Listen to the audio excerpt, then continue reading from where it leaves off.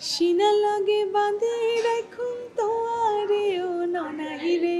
প্রতীক এবং প্রীতম ওরা আমার ফ্যামিলির মতো। আমাকে অনেকেই বলেছে যে তোমার এবং প্রীতমকে স্টেজে দেখতে অনেক ভালো লাগে। ট্রেন্ড যখন যেদিকে যাই আমি সেদিকেই যাই। খুব শীঘ্রই আমার ছেলেদেরকে নিয়ে একটি গান করতে হবে। সিনা লাগে বাঁধে রাখুন তোয়ারে ও ননাহিরে, সিনা লাগে গাতে রাখুন তোয়ারে ও ননাহিরে, কলজার ভিতর গাতি রাখুন তোমারে, সিনা লগে বাঁধি রাখুন তোমারে। পুরো পৃথিবীটাই আসলে চলে কোলাবোরেশনের উপরে, যেটা আমি বিলিভ করি। আমি যদি আজকে আরও সুযোগ পাই, আমার খুব ইচ্ছা যে আমি ইন্টারন্যাশনাল কোলাবোরেশন করব।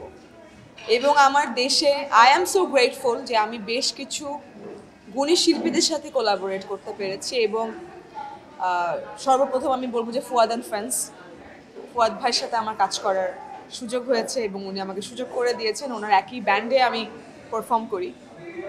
তারপরে রাফা অ্যান্ড ফ্রেন্ডস, রাফা এখন ইয়াং জেনারেশন, ইয়াং ক্রেজদের কাছে আসলে অনেক পরিচিত একটা নাম এবং আমার খুব ভালো বন্ধু। তার সাথেও আমি কাজ করেছি, একই স্টেজে করছি। রিসেন্টলি প্রীতমের সাথে আমার কাজ করা হচ্ছে। প্রীতমের সাথে আমার আসলে অনেক আগে থেকে সম্পর্ক। আমি যখন প্রথম ঢাকায় আসি, প্রতীক এবং প্রীতম ওরা আমার ফ্যামিলির মতো নেই। So Pritam is doing wonderful. এখন ওর প্রত্যেকটা গান হিট এবং আমরা একই সাথে যখন স্টেজে পারফর্ম করি সবাই আমাদেরকে অন্যরকমভাবে আসলে অ্যাকসেপ্ট করে। এবং সবাই আমাকে অনেকেই বলেছে যে তোমার এবং প্রীতমকে স্টেজে দেখতে অনেক ভালো লাগে। এবং একটা কনসার্ট করেছিলাম আমরা, জিপির একটা কনসার্ট করেছিলাম গ্রামীণ ফোনের, এবং ওটার পর থেকেই আমার আর প্রীতমের এই জুটিটা সব অডিয়েন্সের মধ্যেই পৌঁছে গেছে এবং সবাই খুব করে আমাদেরকে চায় অন স্টেজ। এবং বেশ কিছু ইভেন্টের পরপর আমার আর প্রীতমের করা হয়েছে এবং সামনে আমাদের বেশ কিছু ইভেন্ট করা হচ্ছে একসাথে। হাবিব ভাইয়ের সাথে আমার কাজ করা হয়েছে, ওনার সাথে একটি গান জ্বালা নামে একটি গান রিলিজ হয়েছে ওনার ইউটিউব চ্যানেল থেকে। ইমরানের সাথে আমার নাটকের গানের কাজ করা হয়েছে এবং আমার সাথে আসলে প্রতিদিনই দেখা হয় ওদের। প্রতি রাতেই আমরা একসাথে গল্প করি, আড্ডা দিই। আড্ডায় মিউজিক নিয়ে কথা হয়, সামনে আরও কিছু পরিকল্পনাও আছে। আমি শিওর যে অডিয়েন্স খুব সারপ্রাইজ হবে এবং অনেক ভালো কিছু পাবে। ট্রেন্ডের সাথে যেতে আমি পছন্দ করি। ট্রেন্ড যখন যেদিকে যাই আমি সেদিকেই যাই। এখন ট্রেন্ডটা যা চলছে সবাই আসলে একটু পার্টি গান, একটু মুভ করতে চায়, একটু মজার গানগুলো একটু শুনতে চায়।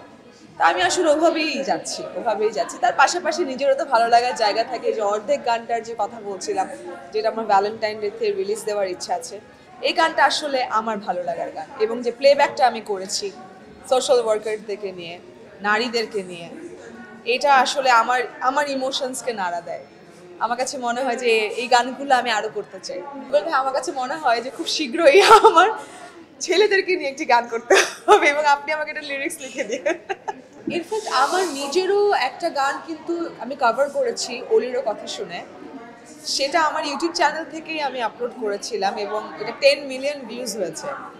এমন কোনো স্টেজ নেই আমাকে এই গানটার জন্য রিকোয়েস্ট করা হয় না। সবাই আমাকে বলে যে প্রথম গানটা যেন আমি অলিরও কথা শুনে গানটা দিয়ে শুরু করি আমার অনুষ্ঠানটা।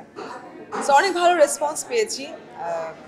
অলিরও কথা শুনে গানটা অনেক পুরোনো দিনের একটি গান, হেমন্ত মুখোপাধ্যায়ের একটি গান। সো ওনার এই গানটা আমি এবং আমার সাথে আরও একজন কো আর্টিস্ট আছেন তারেক তুর্য, আমরা দুজন মিলে এই গানটা ডুয়েট করে কভার করেছি এবং আমরা অনেক ভালো রেসপন্স পেয়েছি।